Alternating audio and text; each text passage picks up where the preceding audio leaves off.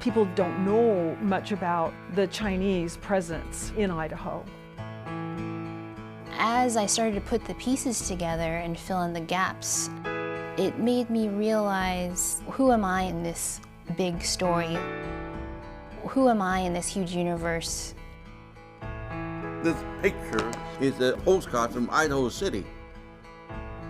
My great-grandfather came over in a clipper ship. Guys, I get you guys beat because my grandfather was born in Idaho City. In many ways, my family were effectively immigrants twice. Once in the 19th century and once in the 20th century.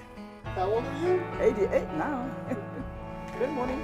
The country has been successful not because it's excluded immigrants, it's because it's included immigrants that it's resulted in its success.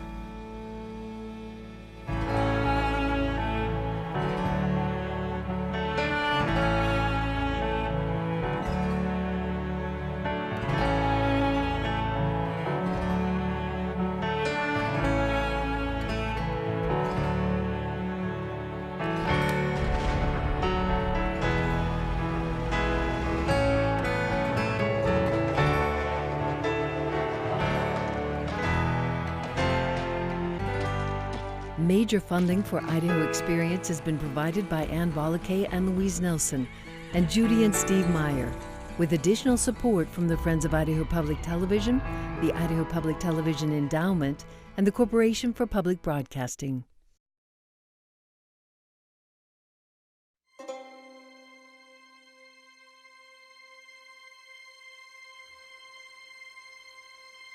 Acres of boulders moved by hand. Networks of trenches in the forest. Shards of daily life.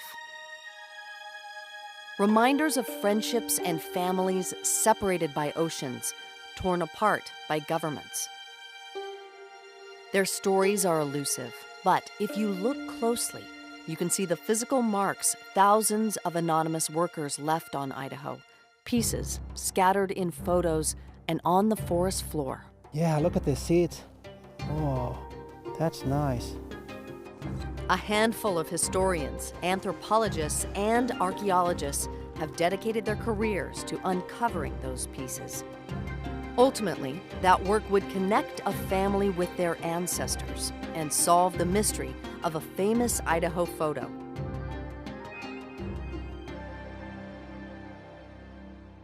Rebellion, famine, oppression, poverty. Conditions in 19th century China drove men to the Western Territories looking for a better life in the gold mines. Dr. Liping Zhu, author of A Chinaman's Chance, studied those miners. And the Chinese actually were latecomers. When the Chinese arrived in the early 50s in large numbers, the easy gold in California is already mined out. Then white prospectors sold their mining claim to Chinese, and they move on looking for new digging. By the mid-1860s to the late 1860s, we started getting a lot of Chinese into Idaho who were coming off gold fields in other areas. At first, white miners allowed Chinese to work on claims, but not own them. Eventually, Chinese could buy old claims that other miners believed they had exhausted. Even though they acquired some so-called walkout mining claim, because of their special skills, water management skill, their diligence, they were still able to make the profit. It's dug out, it's collected, and it's moved. Those skills allowed the Chinese miners to extract gold in the abandoned claims. Look at all of this. They dug intricate trenches and broke apart rocks, shifting entire landscapes for hard-to-reach gold. Ran a ditch with a water line all the way down and got to a bench where they were working and moved that water to that location and then mined it out. The small logging town of Pierce was once the epicenter of mining in the north, the site where prospectors first found gold in Idaho. In the forests surrounding Pierce, there are still hints of the hundreds of Chinese workers who lived here. Look at the size of this stuff that got moved. They're moving them because there's money somewhere underneath this. They know exactly what's here. By 1870, nearly 30% of Idaho's population was Chinese. In mining towns like Pierce, that percentage was much higher, with some towns almost entirely populated by Chinese. Nearly all of them were men, and nearly all were miners. But there were exceptions, like famed Idaho City merchant Lo Key. Lo Key was a prominent Idaho City figure. Lo Key first started as a miner, laborer. Then he opened a general store. Lo Key was a merchant and a miner. Unlike most Chinese workers, he brought his wife to the United States. They settled in the bustling mining town of Idaho City in 1870, where they had 7 children, some of whom grew up to start families of their own. It's a common practice for most of the Chinese to leave their family, their wife, children at home. They come, hope, accumulate some fortune, and go back. But Lo Key and his wife decided to stay. He was very industrious. He seemed to believe that his family needed to assimilate, so they had a relationship with the people in Idaho City they grew up with. They were also wealthy. He had amassed a considerable fortune over the years. And he did it by squeezing money out of rock, reworking old mining ground that had been abandoned by white miners. He gleaned $60,000 back out of that old claim, which was a lot of money in the 1870s and 80s. But Lo Key's family was unusual in Idaho's Chinese community, where many struggled and faced discrimination.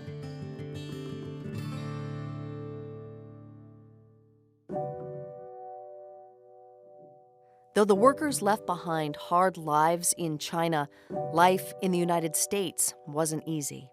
People were prejudiced against them because they dressed differently, they spoke differently, their religion was different, and they wanted to send money home. Other groups did too, but they looked more like us.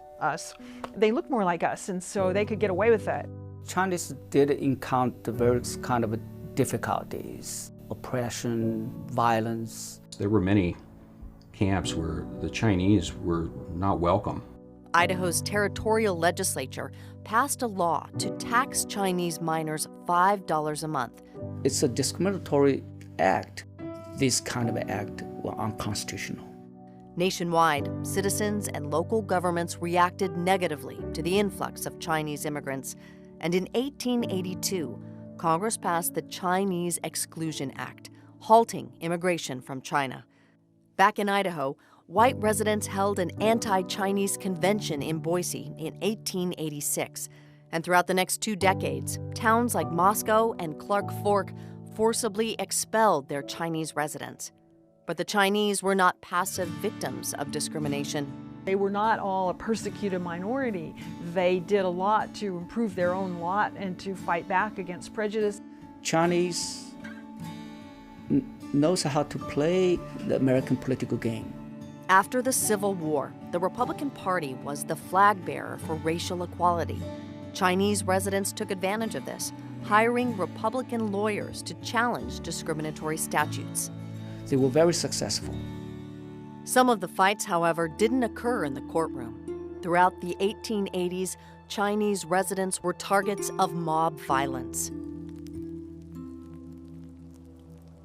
This quiet spot in the woods near Pierce was the scene of a horrific end to 5 Chinese prisoners' lives. The Chinamen were taken out of the wagon, and the guards were directed to return to Pierce City, with the positive assurance that if any of them even looked back, they would be shot on the spot.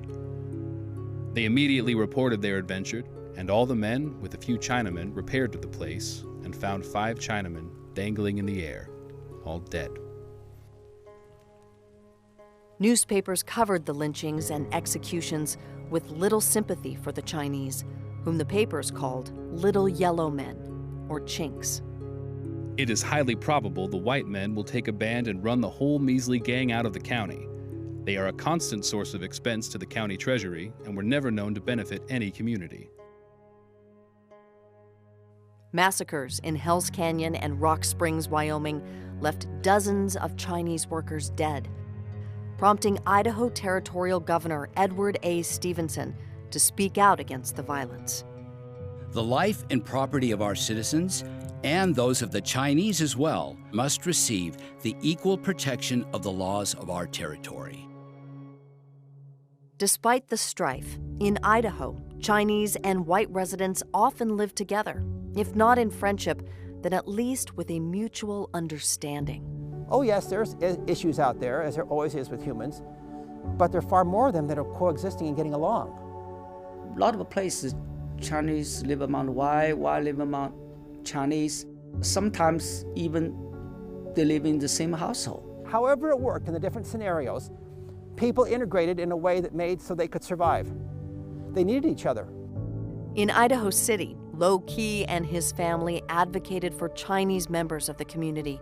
One of Lo Key's daughters wrote letters to the Idaho World newspaper, persuading the editor and readers to embrace their Chinese neighbors. And often, Idaho City residents listened.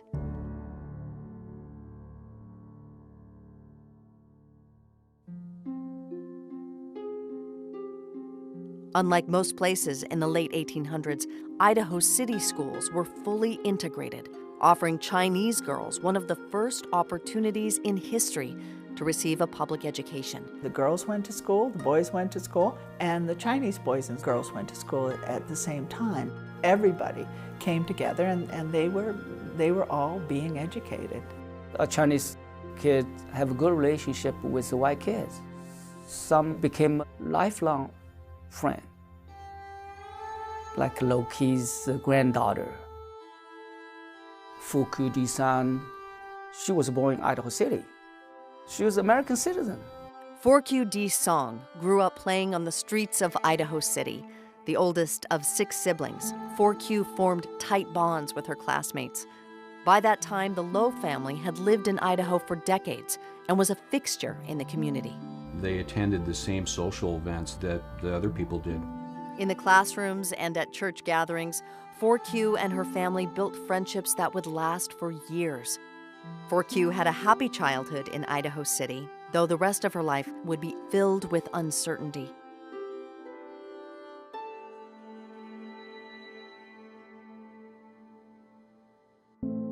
Like the rest of her family, Fukyu's life in Idaho City was the exception. Less than 5% of Idaho's Chinese residents were women, since custom and the Chinese Exclusion Act stopped Chinese workers from bringing their wives to the United States. The Exclusion Act broke apart families for decades, sometimes permanently. During the gold rush, abandoned wives in Hong Kong wrote of their suffering in poems and songs known as Gold Mountain Laments. Vast is the water in Hong Kong, tall is the ship to Gold Mountain. It took my husband away. It's been more than 10 years of a forsaken life.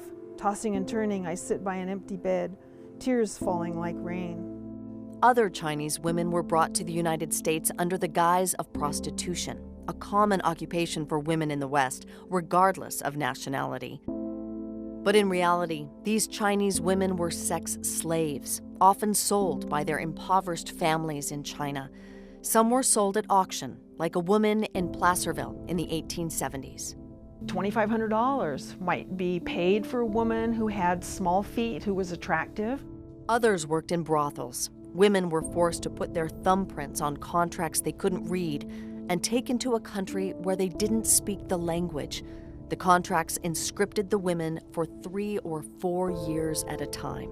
And then there's a little round mark where it's explained that that was the woman's thumbprint. And also you can see in the Chinese characters, the characters for prostitute.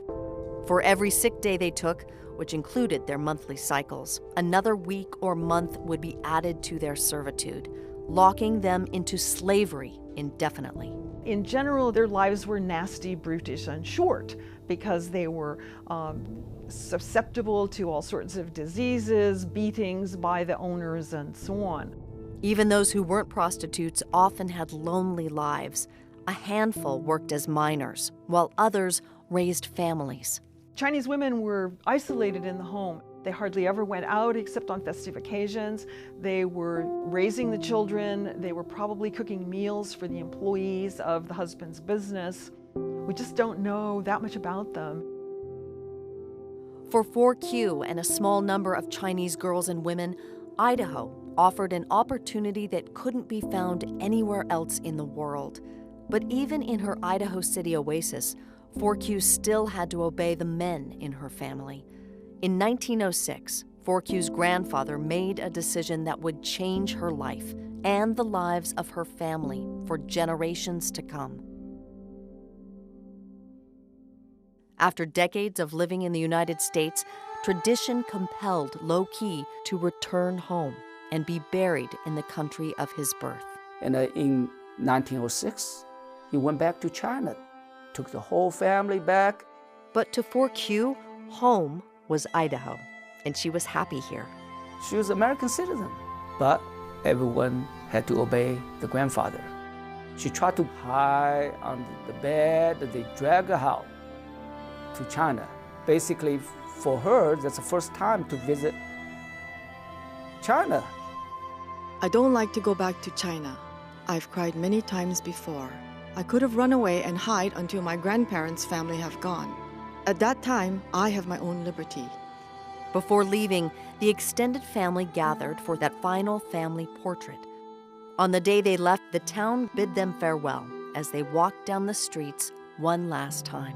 I was fortunate to have known the last living witness to the day they left Idaho City. She was in her 90s when I knew her. She was 6 the day that they left. And as I sat at her dining room table, listening to her talk about this event, she started crying. It was a joyous occasion when they left, and yet everyone was sad at the same time because they liked these people.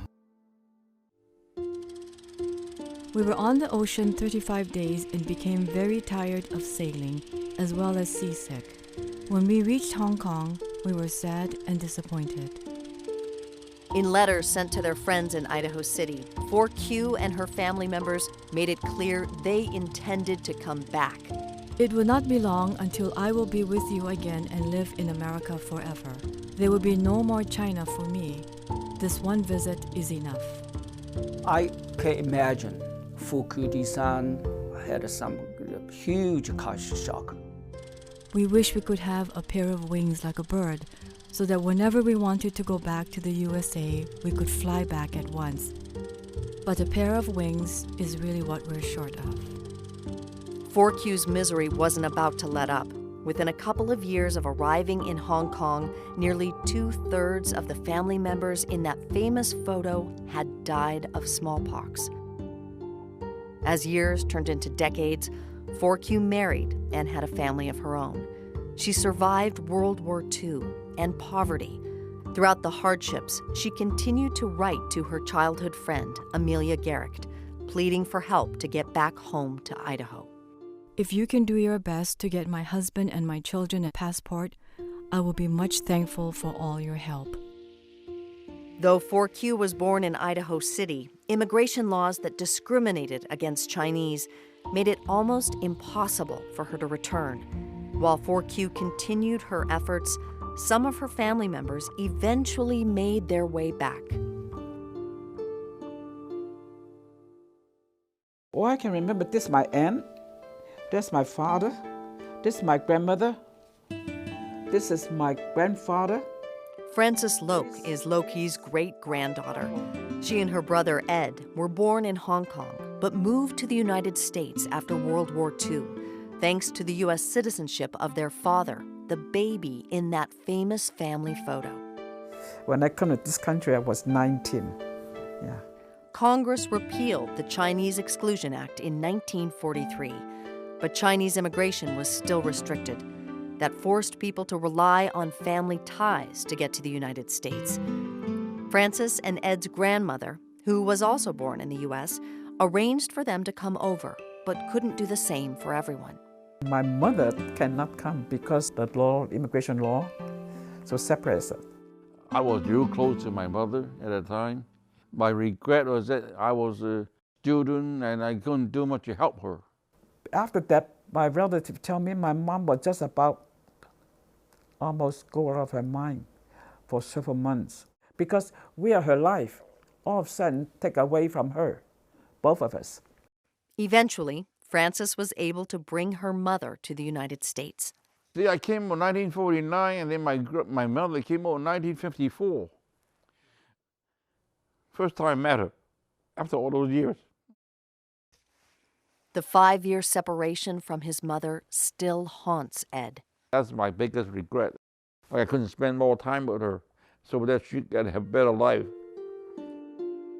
Fuck you. Who's fuck you? Fuck you is, I don't find her name here. Throughout the 50s, their cousin, 4Q, wrote to ask for help. I remember that girl. Asked me to try to fix the paper for her to come back to U.S. But as a young mother with 5 sons, there was little Frances could do.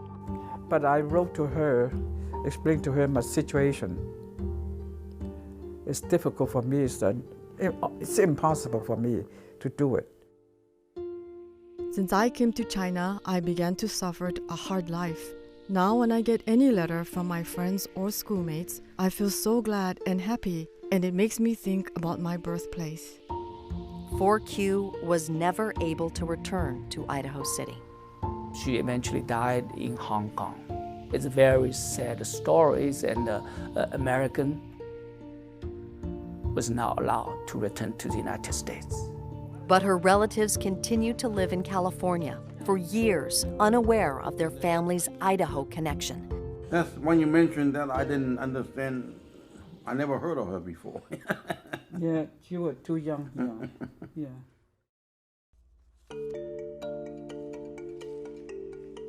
I started with old family photos, and then with any kind of lead that came up, I just followed it. In 2007, Frances's granddaughter Libby began researching her family's history, mining for information among the scattered pieces from her family and historians. I decided that I wanted to document all these stories that I had heard of in my childhood. Luckily, I stumbled upon a portrait of my family that I had never seen before, and that really just ignited this excitement for the hunt. Through Libby's research, her family learned about Low Key's successes in Idaho City. I know my great-grandfather came over in a clipper ship. Now, I'm sure they got nothing when they come over, from nothing, and now they got this. That's a heck of an accomplishment, something that I'm really proud of. In many ways, my family were effectively immigrants twice, once in the 19th century and once in the 20th century. It shouldn't have been like that, but that's how it turned out. As I started to put the pieces together and fill in the gaps, it made me realize that the reason why any of us are here today is because somebody survived, somebody created a living for themselves, somebody created a safe place for their family. Today, the Loke family runs several businesses in the Bay Area. Frances still works at the hotel she and her husband bought in the 80s, where few visitors realize that the woman behind the breakfast bar is the matriarch of a successful hospitality company. The new knowledge of their Idaho ancestors makes the family's contemporary successes all the more meaningful. I think the success of immigrants and its contribution to U.S. culture and society are very, very immeasurably big. But what was really kind of a revelation for me is that to recognize my great-great-grandfather was another example of a recent immigrant who was successful and contributed back to society. And so it makes me feel like I need to be very, very vocal about the fact that immigrants can contribute and do contribute back to the broader success of our country. The country has been successful not because it's excluded immigrants, it's because it's included immigrants that it's resulted in its success. For Chinese immigrants, Idaho was a land of dreams and discrimination, hardship and success.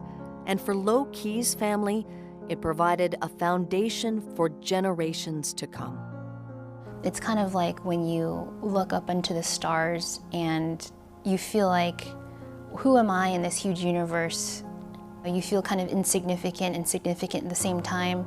And I think that was what it was like for me to look at all of my family history kind of put together. All of a sudden, it was like, wow, who am I in this big story that is so beyond me in my day-to-day life right now, but that it is significant because all those pieces got me here today.